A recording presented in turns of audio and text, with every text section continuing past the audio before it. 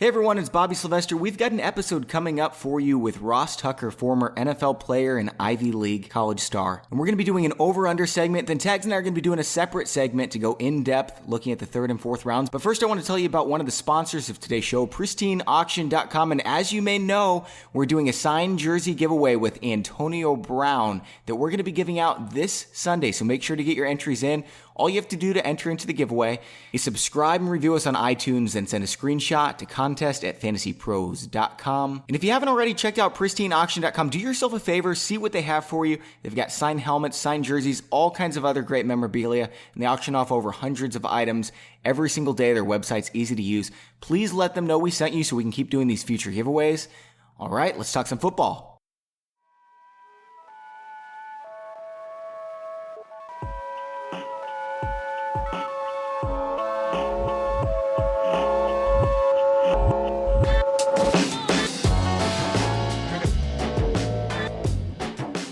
Hey everyone, it's Bobby Sylvester with Mike Tagliere, and this is the Fantasy Pros Football Podcast. Tags is back from vacation. How you doing, buddy? I am doing phenomenal, man. We got an awesome guest today. I'm just happy to be back in my chair behind my microphone and talking some football. So you mentioned our guest. It's Ross Tucker, and you can find him on Twitter at Ross Tucker NFL. He's from the Fantasy Feast podcast, and we're really excited to have him on. We're going to be doing some over-under projections today. And then for our second segment, Tags and I are going to be taking an in-depth look at rounds 3 and 4. Ross, thanks for coming on the show. It is my pleasure, fellas. I am a little bit under the weather, but you know what? If there's a chance to come on a good podcast like this, I'm not going to say no. So I'm fired up. I'm a little nervous about the over-unders.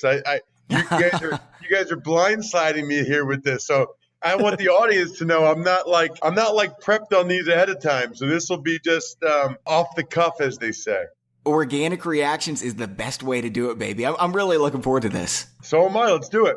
All right, I want to talk about, before we get into any of these over-unders, Ross, being a former NFL player, I don't know how familiar you are with this whole suspension talk, but news came out literally right before we started recording about Martavis Bryant. And the news is that the Steelers GM came out and said that Martavis Bryant, while he was cleared to participate in some football activities with the team, that he has not been completely reinstated and that he cannot take part in practice or games as of this moment.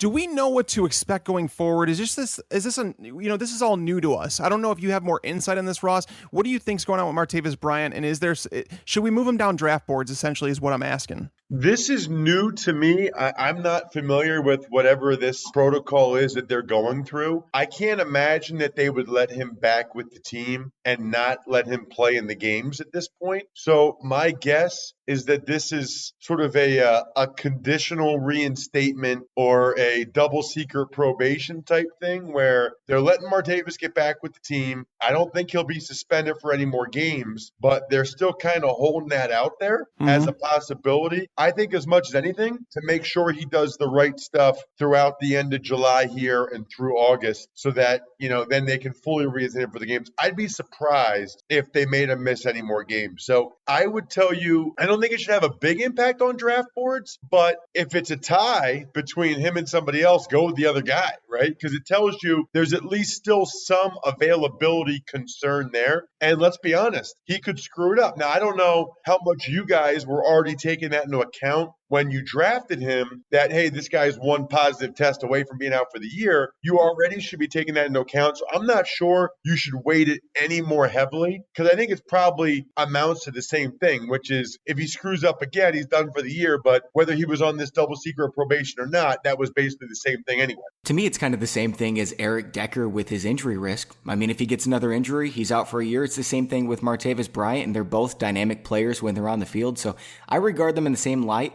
I like Martavis Bryant. I think he's got a huge upside, but with that being said, it's a little bit risky. Yeah, it came out of the blue for me is that I just got done writing up a player profile on Martavis Bryant that'll come out next week, and I'm excited about the kid. It's easy to project him for 110 targets for me, and if you take his point per target average over his first 2 seasons, he projects as a top 10 wide receiver if you do that. Now, I'm not expecting that complete efficiency to stay atop, but I think that he's one of the guys that you can draft outside the top 24 wide receivers and have top top 10 upside, because that's rare for someone to be out that far and have that potential. So it's definitely something I'm paying attention to. But no, it's always neat to get your perspective on these things, Ross. And you know what else too is I do a lot of best ball leagues on the Fantasy Feast podcast. We do a lot of MFL 10s and my FFPC and stuff like that. Martavis Bryant's a real good best ball guy because he's going to have some games where it's 4 catches for 128 yards and right. a touchdown or 2. And so he's going to score for you. You know, he's going to have those big games. So like some guys do, he's probably going to be inconsistent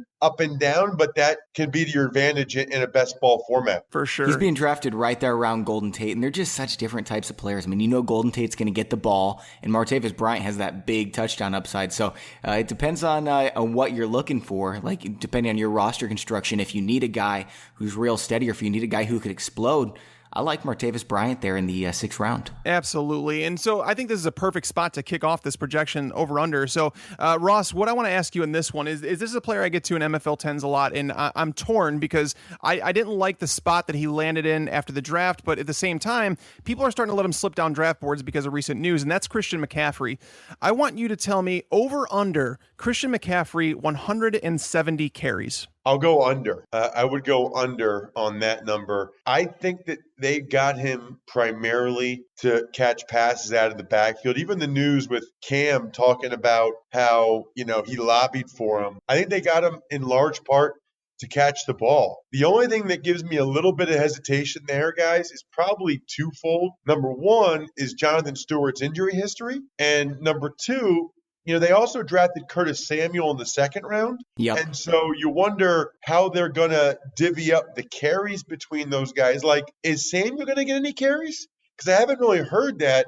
But watching him for Ohio State last year, the dude is electric. And so I would imagine that he gets some touches and some carries as well. I don't think that they want McCaffrey to get over 200 carries. 170, that's probably a fair number. I'd still go under. That would be, you know, over 10 a game. I'm going to say he does not get there. Do you remember when Reggie Bush came into the league? He was 21 years old, electric player. I mean, they're different types of players, him and McCaffrey. McCaffrey's got a bigger body and everything. We think he can handle the wear and tear, but he's such a good receiver. I think he could put up a similar rookie season as to what Reggie Bush did. 155 rushes, 121 targets. And granted, Reggie Bush had 88 receptions in that time because he was just kind of a freak of nature. But you know, McCaffrey is too. Even if he doesn't get 170 rushes, I still like him. Yeah, that's the weird part is like this Carolina Panthers regime right now. I don't know what's going on with it. You know, obviously the GM that drafted him is no longer there. Now, Cam Newton hasn't targeted his running backs anymore, and this is combined. It's not one player. Combined, he has not targeted them more than 73 times in each of the last 3 years. So it's going to be interesting to see how they use McCaffrey there. Isn't McCaffrey even a running back? Like, you almost have to come up with a different position name for him. It's a good question. I mean, and my thing, guys, the thing I've been wondering, and I actually talked to Ron Rivera about this, right, a couple weeks ago. You know, can Cam be a quarterback that gets the ball out of his hands quickly and throws all the checkdowns and the little option routes and angle routes to McCaffrey? I mean, what do you guys think about when you think of Cam? I think about him standing tall in the pocket, waiting to the last second, and uncorking a freaking laser beam on a deep dig or a deep outcut. This notion that Cam's going to get the ball out in less than 2 seconds and kind of be dinking and dunking to McCaffrey, it makes sense. They should try to make Cam more of that kind of quarterback. It would open up the deep stuff. It would open up the running game. I guess I kind of need to see it before I'll believe that he'll be one of these distributors that gets rid of the ball quickly. It's never really been his style. I don't know if I could have said it any better than that, is that I've questioned Cam Newton. And, you know, if for some reason he can't become that quarterback, you know, what happens with him? Because if they want him to run the ball less, I think you're taking away what his best attribute. You know, he does have a rocket for an arm and he could throw the ball a country mile. He may have a top 3 arm in the NFL, but the fact of the matter is that's not how they're building this team around him with Curtis Samuel, with Christian McCaffrey. So I'm with you. I need to see it to believe it. And that's the reason I'm kind of fading him in drafts right now.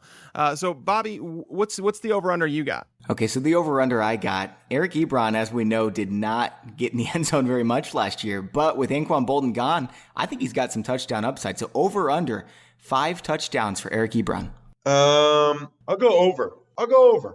They've been really talking him up, and you're right, without Bolden there, he kind of becomes the thicker, bigger body, I feel like, unless they can get Calvin to come back and play, which, based on his comments, I don't think that's happening anytime soon. No. I think Ebron becomes a guy that gets you're pretty good with numbers because 5 sounds about right. But I'm going to say over. I'm going to say because they also don't really have a power back down there. So, and if you think about it, I don't really think of. I know Tate's had some touchdowns, but I think Ebron. Let's put it this way: if he can't and doesn't, I think the Lions are in major trouble. And why do you even have him if you don't have a tight end with his athletic ability and size? If he's not getting more than 5 touchdowns, the Detroit Lions are really struggling. I mean, you spend a high first-round pick on the guy, and you've developed him all this time. I know it takes a while for a tight end to develop, but now is the time. It's now or never. For sure. He's 24 years old now, and that's the thing is, what did people expect? A 22, a 23-year-old to come out and be a top 5 tight end? No, I don't think that he was given the opportunity last year. He only saw 6 red zone targets all last season, and that ranked 32nd among tight ends. I mean, Trey Burton, Lance Kendricks, Deion Sims, Ryan Griffin, all these guys saw more red zone targets than Eric Ebron. With the departure of Anquan Bolden, that's 22 targets that frees up. Me personally, I have Ebron projected for 6 touchdowns, so I actually am right there with Ross. I think it was a good over-under, and I actually would also go over. I think Ebron has a realistic shot to finish as a top 5 tight end if he does, in fact, score 6 to 8 touchdowns. He had as many yards per game last season as Jordan Reed. I mean, the only thing missing was the touchdowns. You add the touchdowns, we're not talking about a borderline tight end 1. We're talking about a top 5 tight end. For sure. Now, my question I want to get to as many players as we can. Tyreek Hill. Ross, I want to know, do you think 8 as an over-under touchdowns in terms of special teams, rushing, receiving, 8 touchdowns for Tyreek Hill? Have we gotten confirmation? Because I know there was some talk that they were interested in Lucky Whitehead. Have we gotten confirmation that Tyreek is still definitely returning punts and kickoffs this year? I'm a little bit nervous about that. They're saying he's not returning punts. I know that for a fact that he's not doing punts. As far as the kickoffs go, I do not know if they've confirmed that, but I do know he's being taken off punts. Guys, I'm nervous about this. A part of me thinks that this feels like Devin Hester all over again. Yes. It's like, what are we doing? I mean, because even when he's not taking it back to the house, he is affecting how punters punt. That to me is craziness. And I know they got rid of Macklin, and they think Tyreek can be a big-time receiver and weapon, and hopefully he is. Look, I love watching him play. It's awesome. But why would you give up what I would say is probably on average 5 to 10 yards of field position with every punt? Because they're either not going to punt it to him, so they'll punt out of bounds, and that usually hurts them yardage-wise, or they'll just go total hang time, which hurts them yardage-wise, or they'll kick it to him, and he might take it back to the house, and he'll darn sure get more yards than whoever else they have back there. I never, ever understand this. I think it's crazy. What was the number 8? Yeah. Oof. Man, you guys are good with the numbers. I'm going to go over, and I'm going to have the same philosophy that I had with Ebron, which is given they moved on from Macklin and looking at the Chiefs' offense right now, and I know they have Kelsey and Spencer Ware, I still feel like they need Hill to get more than 8 touchdowns for them to really be good. Now, the more I talk, now I want to go under. I'm saying push. I'm pushing at 8. Nice. It's really funny that you asked this, Tags, because this was my next question. Was over under 8 on Tyreek Hill? And Tags and I didn't tell each other our questions because we wanted to have organic reactions, as I already mentioned.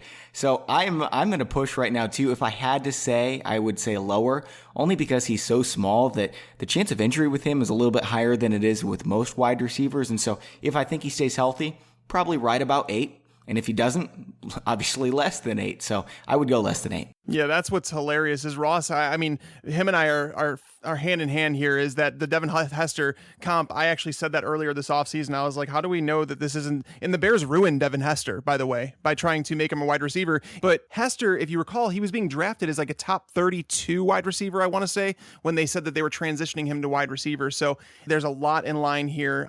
So yeah, I'm with him 100%. All right, guys, my next question here. Russell Wilson, over or under 400 rushing yards? Whew. I'll go under because I think, they got Eddie Lacy for a reason. I think with every passing year, his rushing numbers will go down. So I'll go under for Russell Wilson, 400 rushing yards. He was at 489, 539, 849 with 6 touchdowns in 2014, 553, 259 last year. Yeah, I'm going under. I think last year, remember though, he had the ankle that he was dealing with. I think a couple different times. So I think 400 will be close, but I think he'll be just under. You guys are, like I said, you guys are like Vegas here with your numbers. We want action on both sides, right? Yeah, I would tend to say probably over, just considering that the running back situation, I don't think that they fixed it as much as they would like. I think that the offensive line is still a really big problem. Ross, maybe you can go out there and help them with that. But their offensive line is in shambles, and it's not an offensive line you want to bet on with the running back. So Russell Wilson will be running for his life again. Yes, Russ is right. His legs were basically duct taped for the first half of last season. You saw his rushing numbers start to escalate as the year went on. So I do like him to go over that 400 number. The one I'm really curious about, Ross, is there's differing opinions on Terrell Pryor. He's a player that, going to Washington, people are expecting big things, but the over-under on 115 targets. How many did Garcon and Deshaun Jackson get last year? Do you know?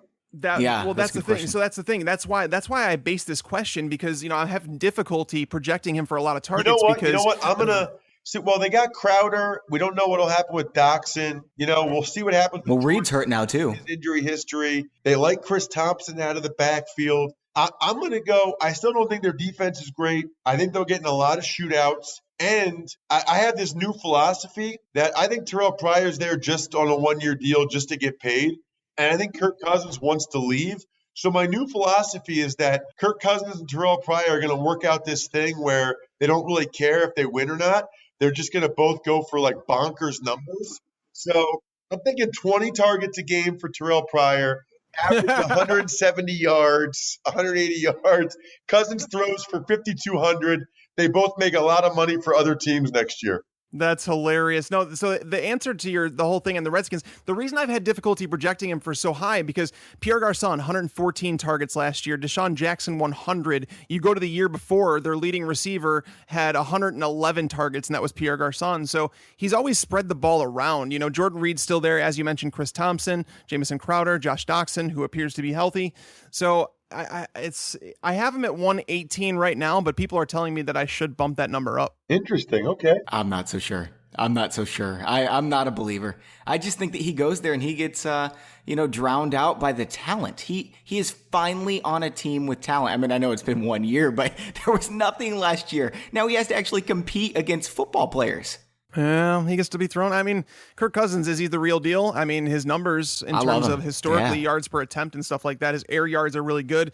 And he's already come out and saying that it's like throwing to another quarterback, that Terrell Pryor knows what a quarterback, like through a quarterback's eyes, what he's looking for. So that definitely helps. So I can't dismiss it completely. There's a lot of smart people that do like Terrell Pryor this year. It's just, I think he's being drafted around his ceiling at, I think it's wide receiver 18 or wide receiver 19 right now. So for my final question, rather than doing another over-under, for those of you guys who don't know that are listening to the show, guys and gals, Ross was he was a guard and he was a center in the NFL for quite some time. And Ross, I'm wondering, in regards to fantasy football, do offensive linemen get jealous? Do they want stats for fantasy football so that people will draft them and stuff? It was really starting to become popular when I was playing, and it's exploded obviously since then. I retired in 2008, so it wasn't that much of a thing then. But I think that there's definitely, animosity is not the right word, but a little bit of jealousy, in the sense that, if you look at all the NFL fans out there, I don't know, it feels like half of them are really fantasy fans, and they talk about the game from a fantasy perspective. On the one hand, that's been good because they talk about offensive line play a decent amount, but they don't really talk about individuals. They just talk about the units. I would say that offensive linemen are definitely a little jealous that there's nothing for them in that regard, because what it's done is there's always been a separation in terms of fan recognition and popularity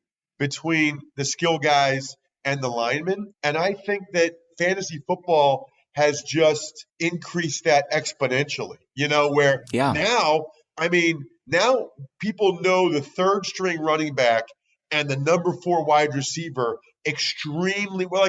Like more people know Kenneth Dixon, right, than any Ravens offensive lineman. You're right. Think about that. Yeah, and shouldn't it be proportional to how much they help their teams? Right. Marshall Yanda is going to go to the Hall of Fame, and Kenneth Dixon will probably never piss a drop in the NFL.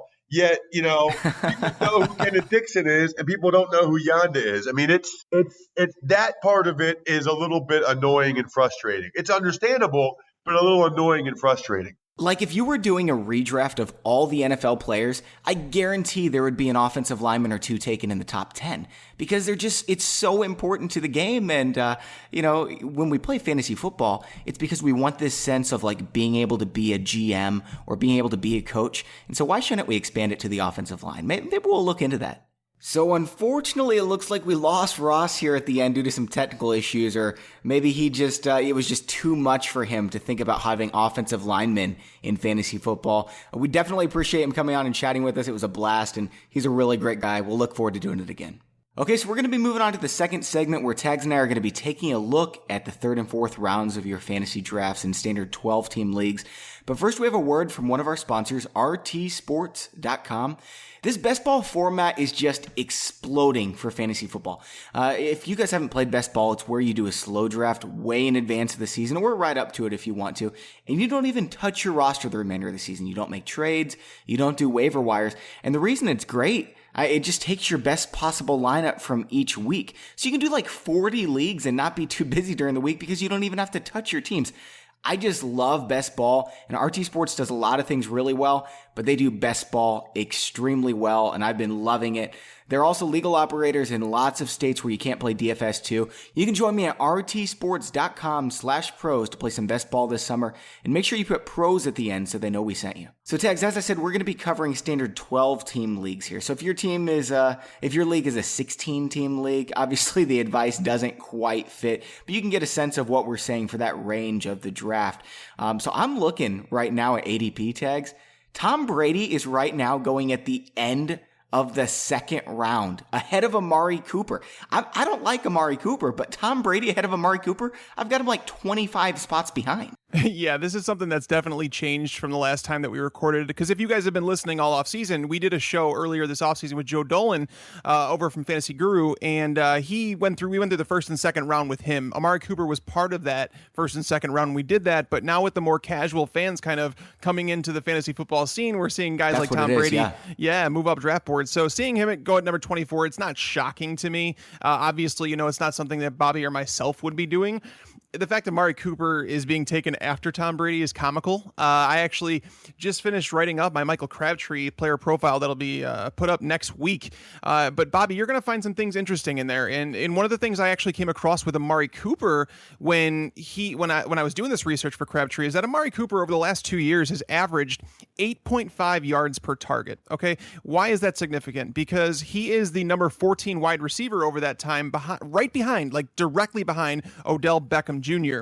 Meanwhile, there have only been 2 wide receivers with significant targets that have averaged lower yards per target than Michael Crabtree. So I look forward to bringing this information to the world and, bringing up Amari Cooper up draft boards. And as you know, Bobby, when we did this show with JJ earlier in the week, he kind of put it to bed that Amari Cooper, he should be drafted as a second round pick.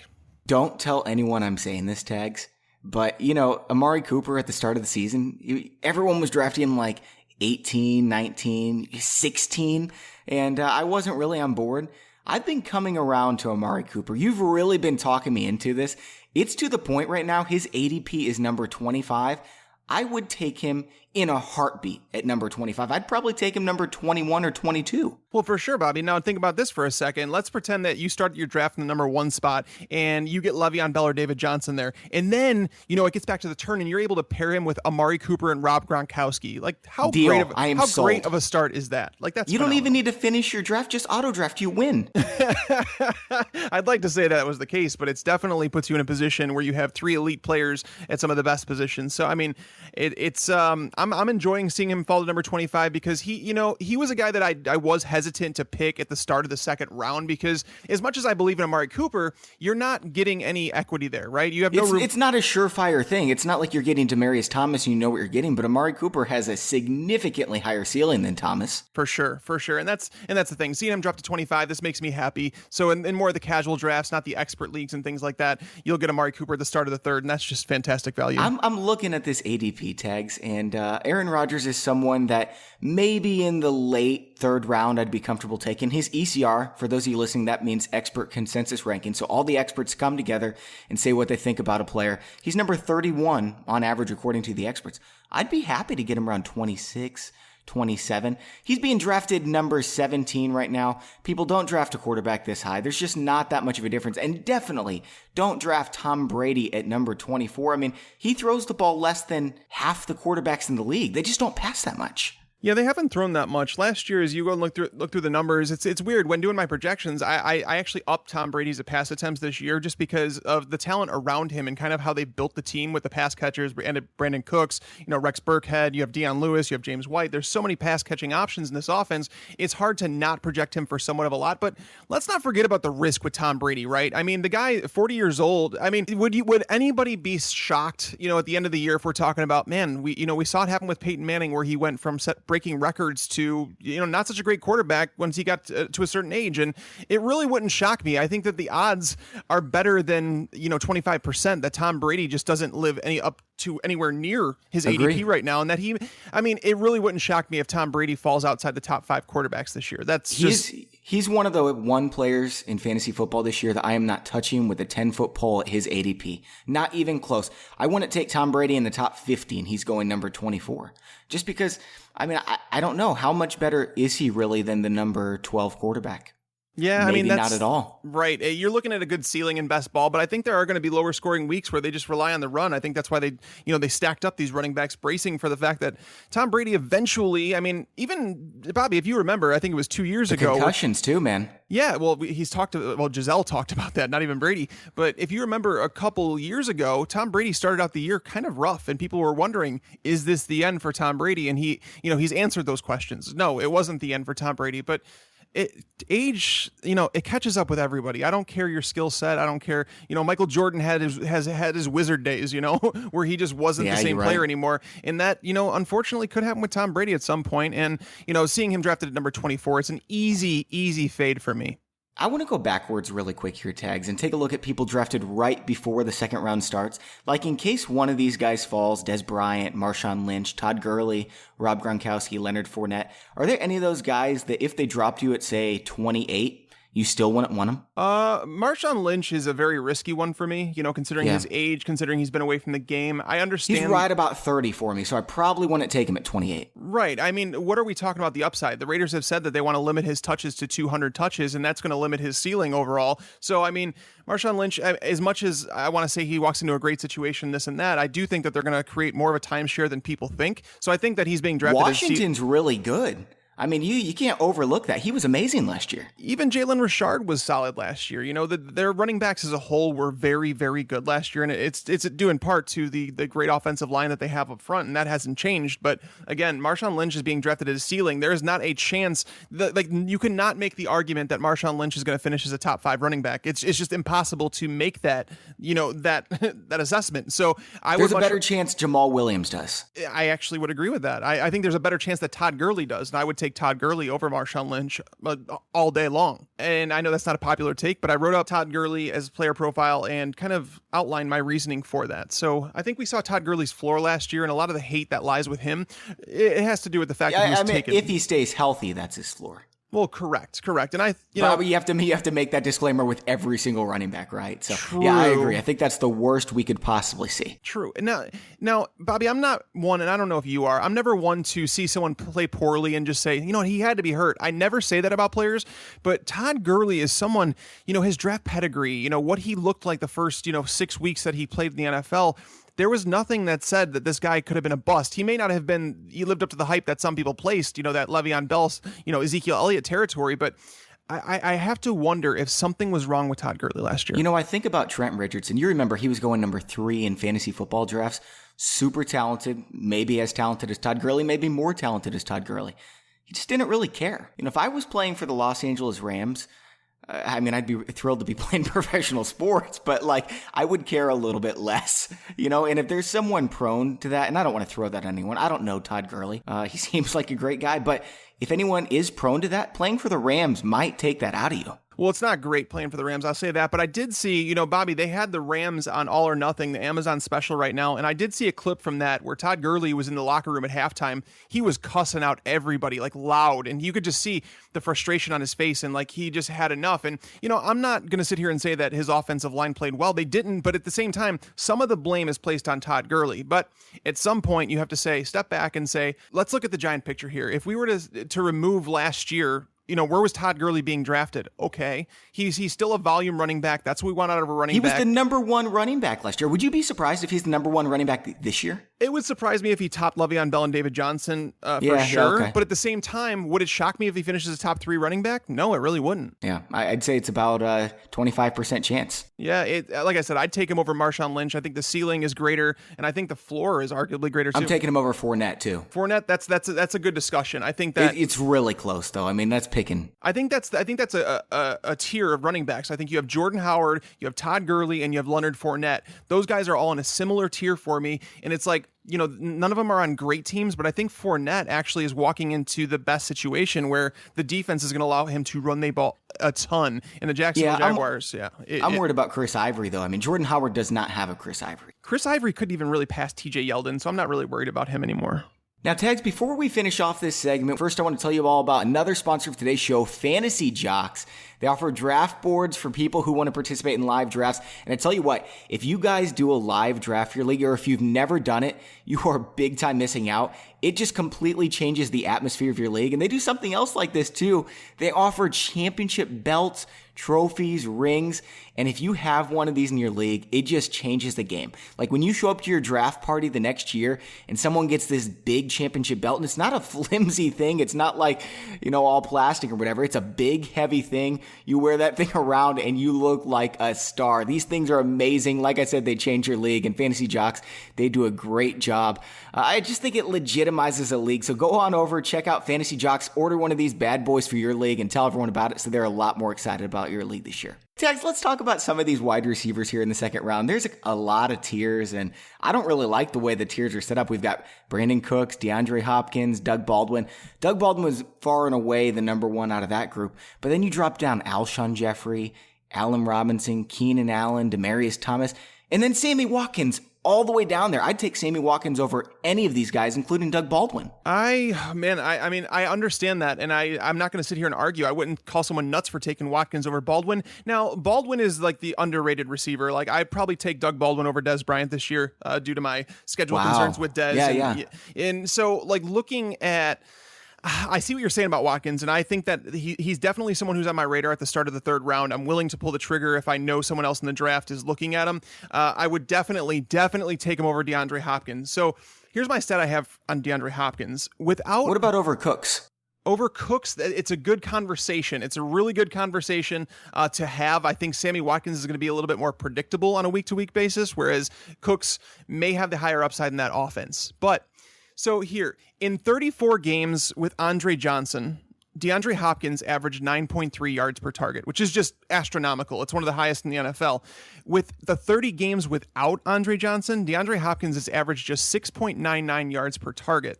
So here's the issue with that, Bobby. I went over, and this is something I did with Michael Crabtree. I went over the last 5 years of top 30 wide receivers. So we're talking about 150 wide receivers, right? Only 6% of wide receivers in the top 30 finish with lower than 7 yards per target. 6%. Wow. So when you talk about Hopkins, you talk about the rookie quarterback, you talk about Tom Savage, there's a lot of question marks surrounding him, and I have literally zero idea. I have no clue how people are putting DeAndre Hopkins in as a top 12 wide receiver right now. Yeah, I'm not interested in him, not interested in Alshon Jeffrey and his soft tissue issues, not interested in Allen Robinson in the first 5 rounds, let alone top 3 rounds. He was passed up by Marquise Lee last year. he was outproduced by him, that's for sure. I happen to believe in Allen Robinson, the talent, but I also do not think his situation gets any better this year. I think they're throwing 60 to 80 times less this year. I think their defense is that good. So, I mean, when you have a quarterback like Blake Bortles, you're going to be extremely volatile on a week-to-week basis, which is why Allen Robinson, I'm probably passing on him right there as well as the wide receiver 15. Bobby, what do you think of Demaryius Thomas? He's someone that it seems like people are divided on. I think it comes down to team construction for me, and what do you want out of a wide receiver? Because I think he's safe, but I think he offers basically zero upside.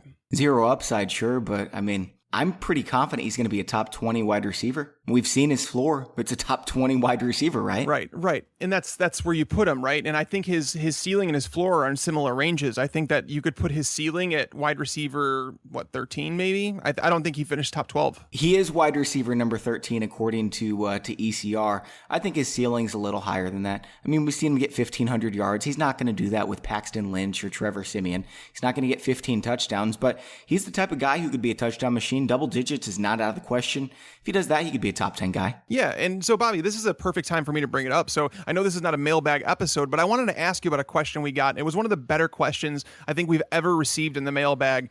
And it was the outline of the question. I'm sorry, I don't have it pulled up in front of me, but it just makes me think of this area of the draft when there's so many question marks, right? Let's say you had your mind set on taking Amari Cooper in the start of the third, and someone takes him right in front of you. The question was, what do you do when a curveball is thrown at you and you had your mind set on a couple guys, they were drafted right before you got on the clock, and then you're looking at a bunch of guys that you're not really excited about? Do you take the next guy on your list even though you're not excited about him, or do you reach a little bit for a guy that you like, maybe that should go around later? It's a great question. When I saw that question, I wanted to talk about it on the podcast too, because it's a situation we're all familiar with and we don't know what to do, right? And he nailed the range too. It's right there at the start of the third round. Like if one of those guys is taken, what do you do? I could reach for Sammy Watkins. He's the next one on my board. Yeah. Or I could just go ahead and take someone, DeAndre Hopkins. I guess there's trade value there. Lamar Miller. No, I'm not excited. So I'm just going to go ahead and reach for my guy. And I know I'm going to get made fun of for it, but I've set my rankings for a reason. I'm prepared. That's the guy I want. For sure. And that's the thing is, like, Lamar Miller is someone who's moving up my ranks a little bit just because of the news that we've seen on Deontay Foreman and, the possible suspension that he faces in terms of the off the field stuff. So, I mean, I'm really torn on Lamar Miller because I loved him when he went to Houston, but seeing him last year, he was one of the most boring running backs to own. He just got his carries and he did this and he did that, but he's someone that is starting to creep up. And, in that range, and, we talked about Brandon Cooks, so I'm curious to hear what you think about Cooks, because, there's some people saying with projections, like myself, I do projections. So when you do projections, it's hard to find targets to pass around this entire offense without completely dropping somebody off. So you don't trade a first and a third round pick for Brandon Cooks if you're not going to use him, right? So you don't re-sign Julian Edelman to a multi-year extension and pay him good money if you're going to cut him out of the offense. You don't do that with James White. You don't go out there and get Mike Gillislee if you're not going to use him. Rex Burkhead that's the guy I could see falling off just because he wasn't, in terms of a contract money standpoint, he's the one who makes the most sense that why he wouldn't be included. But I mean, you want your targets from Tom Brady, right? You want your targets in a high-scoring offense, which is the New England offense. So Brandon Cooks, if you're looking at him over someone like Demaryius Thomas, doesn't that really come down to roster construction and what you want? I guess it does, but I don't think it's that much different moving from New Orleans to New England, right? I think Brandon Cooks has a much higher ceiling than Thomas, and I think their floors are pretty similar. Assuming Brandon Cooks stays healthy and Demaryius Thomas stays healthy, Cooks will probably get less targets, but he's got more touchdown upside because he's playing with the Patriots. So, right. I would still take Brandon Cooks barely over Thomas. Yeah, I would take Cooks too. I prefer the upside there. I think that he's somewhat safe, and people mention this all the time. And I mean, he's still really young too, right? He is, and that's what I'm saying. You don't trade what they did for him if you're not going to use him. That's bottom line. And I know people are concerned about the cold weather. They're concerned about outdoors, but a lot of that stuff comes from the fact that Drew Brees is a different quarterback indoors and he is outdoors. So there's things that play into this. But ultimately, Bobby, the conversation I have with a lot of people about wide receivers, and it's honestly an issue in terms of fantasy players' minds. They ask me, they're like, well, this player, like Amari Cooper, he's very, up and down. He'll be great one week and the next week he sucks. He'll be great. Do you know how many wide receivers are actually good every single week? The answer is not many. Julio Jones, I think, had 3 games last year with less than 40 yards. So exactly. Even Julio Jones isn't immune to that. Odell Beckham at the start of last season, he was being looked at someone who was a disappointment. I want to say it was over the first 3 or 4 weeks. People were over exaggerating his demise. Mike Evans over the second half of last season, he saw some performances that were not living up to wide receiver 1 numbers. So that's the thing. Allen Robinson. Oh wait, that was 100%. The whole season. Yeah, but that was his whole season. But that's the thing is, we tend to overthink that. And the fact that Brandon Cooks, yes, he's going to have some up and downs, but I want those ups. You know what I mean? He's going to have some serious 150 yards. If your wide receiver scores you 30 points, you win your game, right? Even if a couple other guys miss out on big weeks. You should. And it's funny. That's a personal story. Eric Decker and Alshon Jeffrey. You remember that week where Eric Decker scored like 4 touchdowns? Alshon Jeffrey had like over 200 yards and 2 touchdowns. They were like the 2 leading scorers that year in the fantasy playoffs. And I ended up overcoming that. I mean, I should have branded a shirt that said I made it. You were against both Decker. those guys? Yeah, I made it through Decker and Jeffrey that week, and it was that was like my most memorable fantasy win. I can't believe Jeffrey was healthy. That's like had to be the only time all year. That's a rare sight for sure, man. Yeah. So let's talk about some of these running backs that are going here in the third round. Lamar Miller, you already alluded to. He's the highest for me of this bunch. Isaiah Crowell, man, he is going number 30. Expert consensus rankings have him numbered 25, even above that. He's almost sneaking into the second round according to the expert consensus tags. And then we've got Christian McCaffrey going number 34 and Joe Mixon 36. I like Joe Mixon a lot more than I like McCaffrey and Crowell, and not even close with Crowell. I would say with Crowell, here's the thing, and we've had this debate on this show.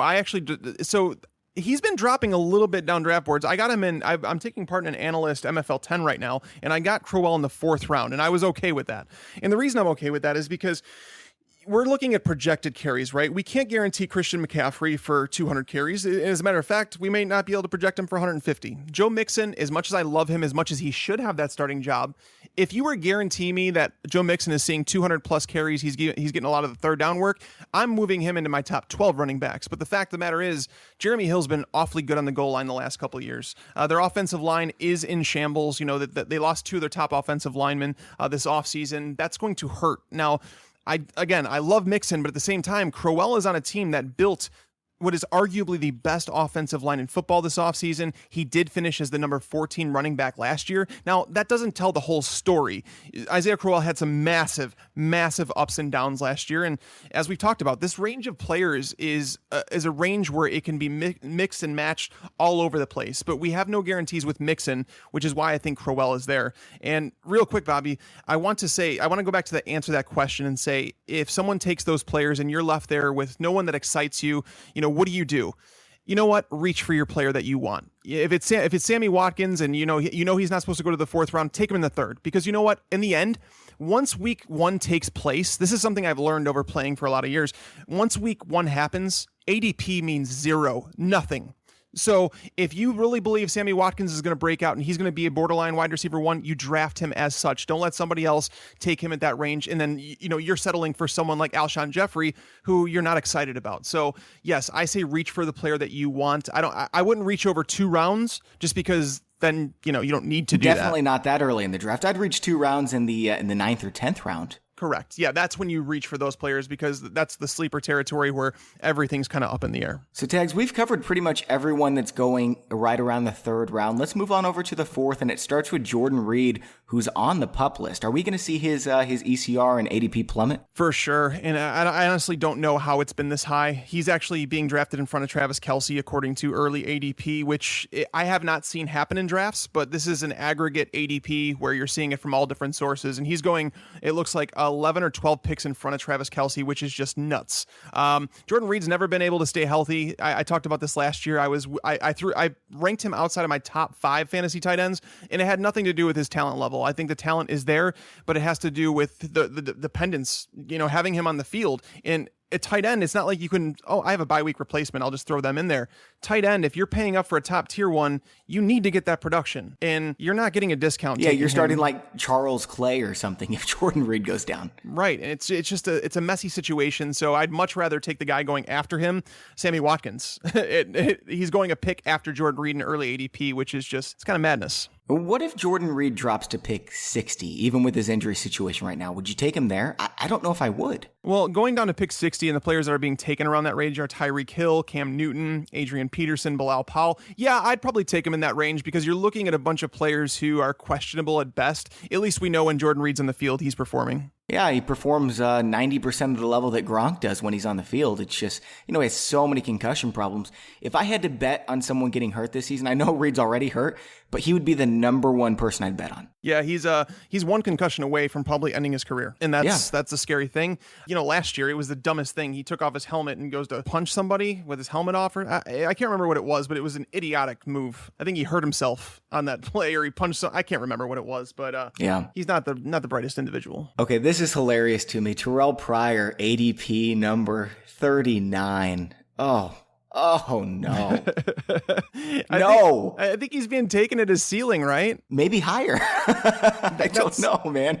He was the only person on that Cleveland offense last year. Well, that's the thing. Kirk Cousins does spread the ball around, and that's what the point I've been trying to make. And to say, we always want to say that we know what the exception is. We know this player. Oh, hey, wide receivers fall off at age 33. Oh no, this guy's different. No, this guy's different. We always want to say that, but historically, we don't know that, right? And there are outliers, but you never want to be able to predict those outliers, right? So Pryor is an outlier. He's an athletic freak. He really is. This last year was his first year actually playing wide receiver full time, and he was awesome. But he's also a second-year wide receiver. Like, we have to remember that. Like, people just because someone's an athlete doesn't mean they automatically produce.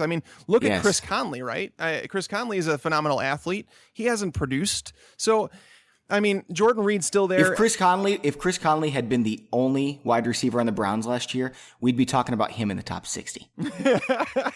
The only player on the Browns to pass it to, and they were behind in every single game. They just chucked it up to him every single time. Yeah, he saw 140 targets last year, and it was somewhat of a miracle, actually, that he only ended up with just over 1,000 yards.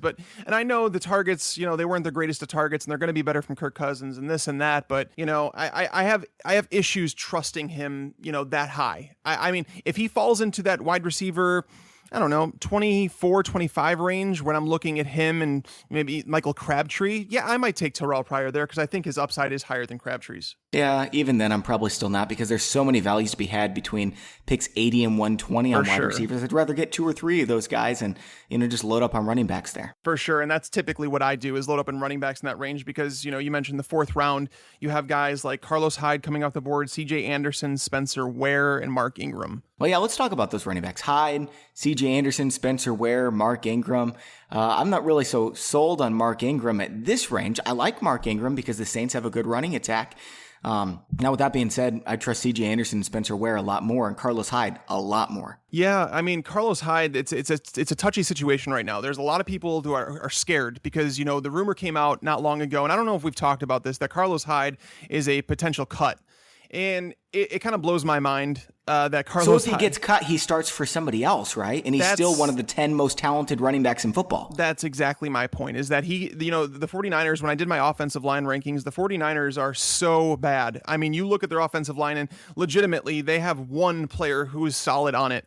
And it's not even a run-blocking position at left tackle. So Carlos Hyde, what he did last year was phenomenal. That's the part where people wonder on a bad team, can we really trust Carlos Hyde higher than, the 40th player off the board? And I understand the concern with him. I really do. But if he is cut or possibly traded, we've connected the dots here to Baltimore, and Greg Roman, used to have Carlos Hyde. So it's like, can this happen where if Carlos Hyde goes to Baltimore, all of a sudden people are singing a different tune, right? Because I'm pumped about Carlos Hyde going to Baltimore. That would be amazing. It would be. That's what I'm saying. Any situation he goes to is going to be better than the one he's currently in. Yeah. I know Kyle Shanahan should help in terms of the running back production out there in San Francisco. Look at what he did in Atlanta last year. Yeah. You're telling me he can't squeeze a running back 14 performance out of Carlos Hyde? I think it was 28. I think it was 28 running back touchdowns, whether it be rushing or receiving last year. And it's a different offense for sure. But I do think that Brian Hoyer is a tad underrated. We've talked about Pierre Garçon being potentially underrated. Jeremy Curley is what he is. But, there's a lot of question marks in this team. So I understand the question marks, but I think you're getting that discount on Carlos Hyde at RB17 as a guy who finished as the number 9 running back in terms of points per game last year. And if they don't cut him, what are they going to do? Be like, well, I guess we're going to put Carlos Hyde on the bench. He doesn't perfectly fit Shanahan's scheme. Like, what if Rex Ryan was coaching the Patriots and he was like, man, Tom Brady's just not a dual threat quarterback. I'm going to put him on the bench. He doesn't fit my scheme. I mean, that's an exaggeration, but it's the same type of thing. Carlos Hyde is immensely talented. Yes, 100%. And, people talk about the schemes and stuff like that. And I've said that, Kyle Shanahan himself has said that scheme is overrated. If you're a good running back, you're a good running back. And yeah, so don't overthink it with Carlos Hyde, but at the same time, take the discount that you're being given. And, just because I like Carlos Hyde doesn't mean I need to overpay for him. You know what I mean? Yeah. So CJ Anderson, Spencer Ware, or Mark Ingram, if those are your three top running backs on the board and you need one, which one of those do you want? I'm going to go with CJ Anderson because there's really no question in my mind as to who the top dog is there in Denver. I think that he's the guy. And then the battle was between Devontae Booker and Jamal Charles. And by the way, Devontae Booker came out today that he has a fractured wrist and he's going to be out 6 to 8 weeks. And he's a candidate to start the season on the PUP list. So, CJ Anderson is the clear-cut number one. I think we knew that before this injury. Jamal Charles has to show something to make the team. Spencer Ware, I think the talent level is right up there with CJ Anderson. I think that those two are completely underrated running backs in terms of talent. But, Kareem Hunt is there. And that is a question mark, which is why we've seen Spencer Ware's ADP fall. But at the same time, I am more than okay getting Spencer Ware in that late 4th round, early 5th round, sometimes 6th round in drafts, and saying, I'll deal with that. I will. At the turn in rounds 4 and 5, you can get Spencer Ware and CJ Anderson. I'd be thrilled with that. I mean, I'd rather have both those guys than Isaiah Crowell. For sure. And I've talked about this last year. So Jay Ajayi last year averaged 19.1 touches per game. Spencer Ware averaged 17.6.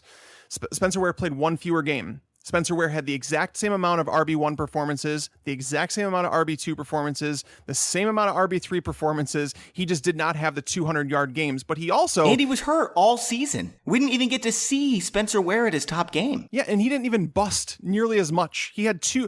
Jay Ajayi busted in 3 of his 15 games. Spencer Ware just had 1 bust, and I look at it as a bust when you score fewer than 8 PPR points. And so Spencer Ware I think that's a product of Andy Reid, though, too. I mean, and he gets Andy Reid again this season, so bank on it. 100%. And that's the thing is, like, Joe Holka, one of my good friends in the industry, he does a lot of rushing expectation. I think we're gonna have him on the show sometime soon. He does phenomenal work on this. And Spencer Ware, he said, he is like the best running back in terms of like value right now in drafts, that people are over analyzing it and saying that Kareem Hunt, the rookie, is going to come in, whereas Spencer Ware is extremely, extremely talented. Yeah. Tags, we've got a couple wide receivers to talk about. I think all 3 of them are overrated. Jarvis Landry, Devontae Adams, Julian Edelman. In the 4th round, I'm not interested even remotely. I'll reach for somebody else before I take one of those guys. How about you? Devontae Adams is one I like. Obviously, if you're catching passes from Aaron Rodgers, you're definitely a target on my board, and especially when you're starting in 2 wide receiver sets, which Devontae Adams is, as long as he's playing and he's healthy. Right. So while he is due for some serious touchdown regression, you're getting that discount at wide receiver 21. I would take him 100 out of 100 times over Jarvis Landry. I think Jarvis Landry is being overdrafted.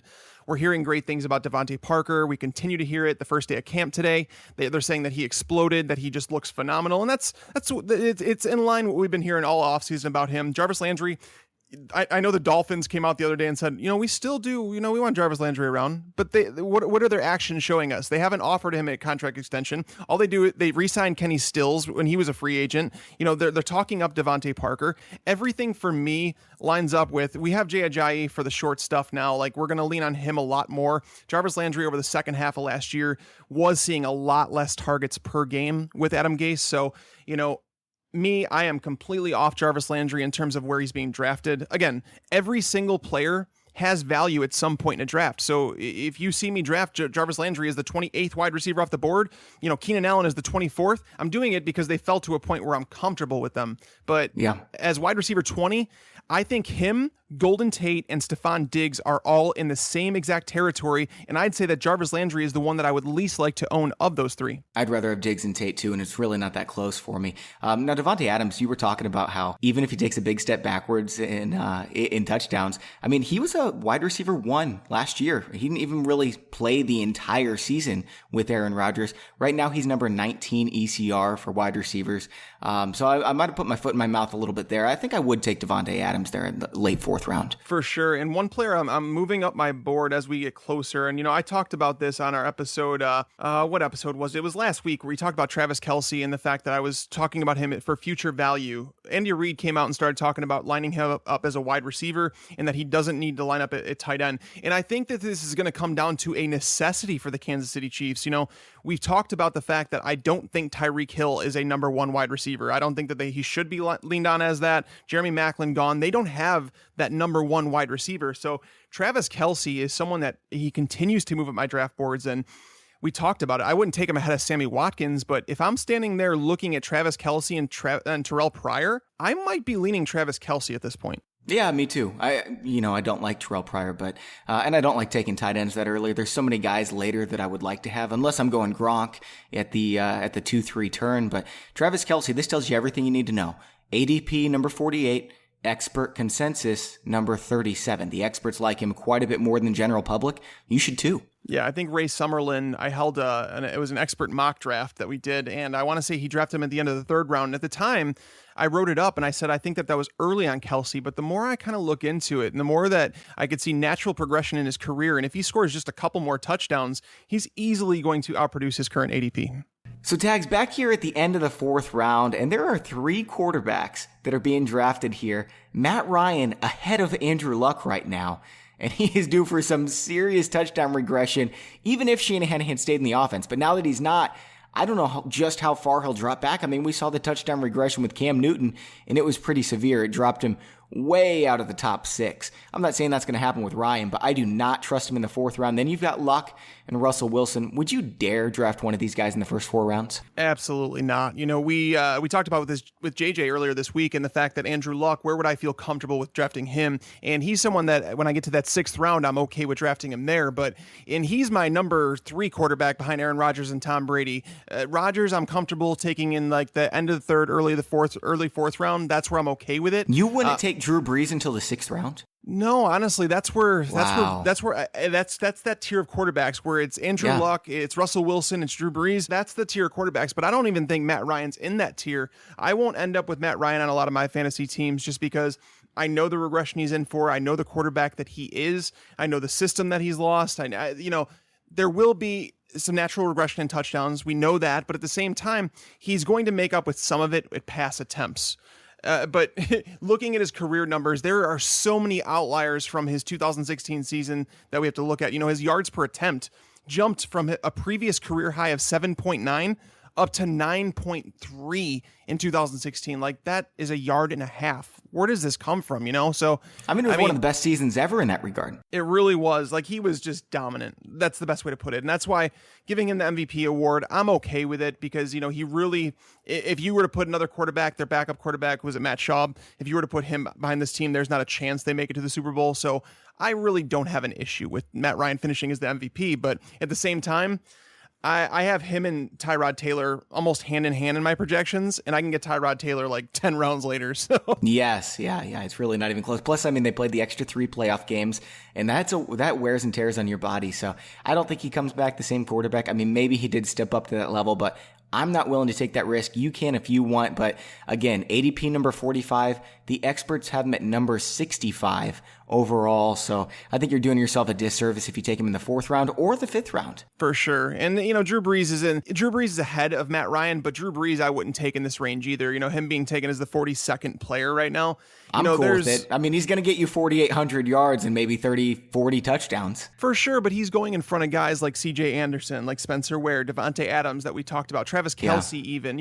If you get down to the range, like I said, when you get to the point where there's question marks like Adrian Peterson, like Tyreek Hill and Mike Gillislee and those guys, if you want to make a case for me over those guys, I understand that. But keep in mind that Brees hasn't been elite on the road, in terms, like, he hasn't been bad as some people make him out to be, but in half of his games, you're not getting the ceiling. And, losing Brandon Cooks, I'm not going to pretend that did nothing to this offense. Yeah. It's Drew Brees. You can throw him in there on the Rams, and he'd throw for 4,500 yards.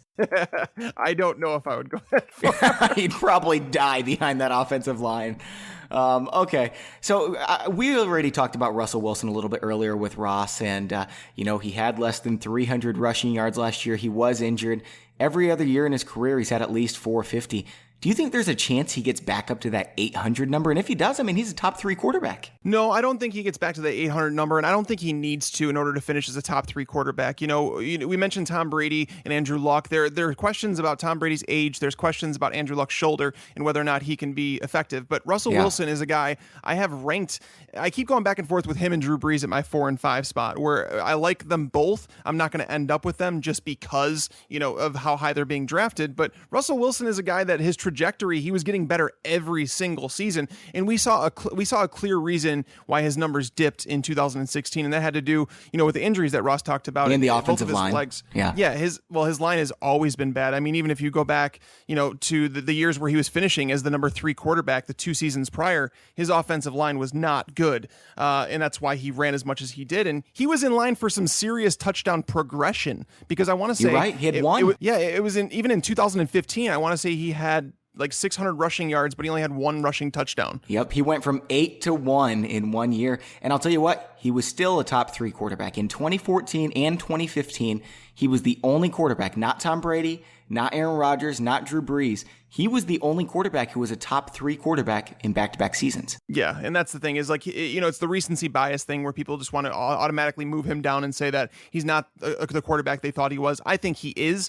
I think that if Paul Richardson can get in the starting lineup, if Tyler Lockett can, rebound from his major injury, I think we can see Russell Wilson take a step forward in his career instead of even, back to where people expected him to be. Yeah, with that being said, I'm still not drafting him in the 4th round. No, definitely not. I wouldn't do that. Like I said, Tom Brady, I would start to debate him in the 4th round, but Aaron Rodgers is the only one I would for sure take in the 4th round. So we've got some guys outside of the 4th round. So obviously neither of us is very excited about Jarvis Landry and these quarterbacks that we talked about and some other players. So who would you reach for? Like if you're sitting there at pick 47 and all these guys that we don't like are still on the board, who's the guy that you're reaching for, Tags? So the player that that we talked about on the show is Martavis Bryant. He was a guy that I was willing to reach a little bit for because in the 4th. It's in the late 4th, early 5th is when I'm looking to pull the trigger on him because there's such a variance on him. Looking at the ADP right now, there's one site that has him as high as number 48 in ADP, and another one that has him as low as 87. So it's very differing opinions on Martavis Bryant. I know that personally, I just bought him in a dynasty league for cheap. I think you should go out right now and do that if you're able to in your league. If you have someone that's concerned about the suspension talk, that news that was released earlier, because this is a guy where looking over his numbers, he has not even been as volatile as people think he's been. One of the interesting facts, Bobby, he's only busted in terms of fewer than 8 PPR points. He's only busted in 8 games over his career.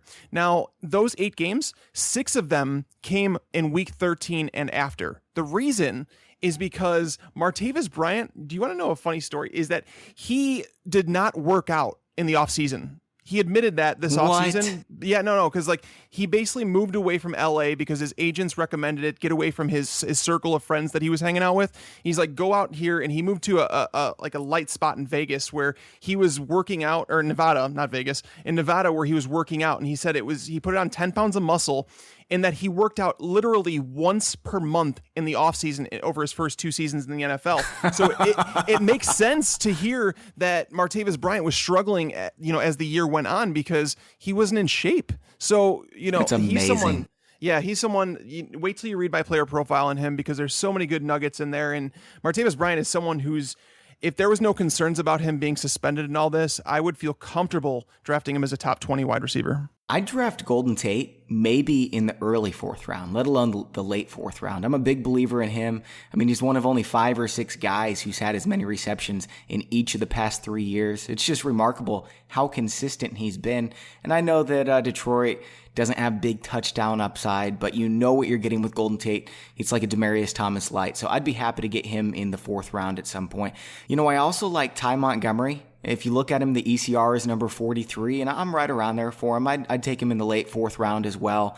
His ADP is number 53, so that's not a big reach. But, Ty Montgomery, as we talked about, running backs in that Packers offense, really helpful. And then the other guy that I reach for a little bit, and this might seem like a big reach because his ADP is down there at 72, but I tend to play in leagues with people who know what they're doing, and Mike Gillislee. I'll tell you what, he is in line for double-digit touchdowns, maybe 15 of them. Maybe he breaks out and is one of the better running backs in the league, considering he was so great in yards per carry last year. I know the Patriots' offensive line isn't as good, but his ECR is number 52, so I'm not alone there. Yeah, and their schedule sets up really well. His is another one. The ADP is extremely varying from 49 up to 90. So there's dissenting opinions. You have to know your league. Gillislee is someone who's definitely worth the risk there, but I like that you mentioned Ty Montgomery. And he's someone that, we've talked to a lot of smart people on this podcast. And if you've missed any of the past episodes, I promise you that they're all still relevant if you want to check them out. We've talked to a lot of smart people that have been bumping up Ty Montgomery up my draft board. And, I've been paying attention to everything. As I did the player profile on him, I know a lot about him, and the fact that there's something that's hinging, in terms of whether or not he's going to be a stud this year, and it all comes down to his footwork and pass protection. He went and worked with a footwork specialist this offseason. He's been working with other running backs. He worked out with Adrian Peterson this offseason, Joe Mixon, and Melvin Gordon. So I know that he's been working with other running backs who have played the position to get better, and he's the only one in Green Bay that I truly believe can handle all three downs there, where it's like Jamal Williams is the 1-2 back, Aaron Jones is looked at as the third down back. So if Ty Montgomery can lock down pass protection, and we hear nothing but good things come out of training camps, I'm moving him up, and I'm going to move him up quite a bit. It's possible we could be drafting him in the top 15 next year. Not top 15 running backs, top 15 overall. For sure. I could see that too, just because of what he offers in the passing game and, what he's displayed. If he picks up right where he left off last year with more touches, because we've talked about the lack of touches. If he's getting 15 touches per game in the Green Bay offense, he's going to be a top 12 running back. Agree. All right, guys and gals, that's all we have for today's show. I want to say thank you again to the sponsor of today's show, pristineauction.com, rtsports.com/pros, and Fantasy Jocks. Please support the sponsors of today's show. And we've got another show coming out this week and then 3 more next week. If you haven't already, please subscribe and review us on iTunes so you can enter the signed Antonio Brown jersey giveaway that ends this Sunday. For Mike Tagliere, I'm Bobby Sylvester. Thanks for listening and enjoy your football. I just wanted you to watch me dissolve.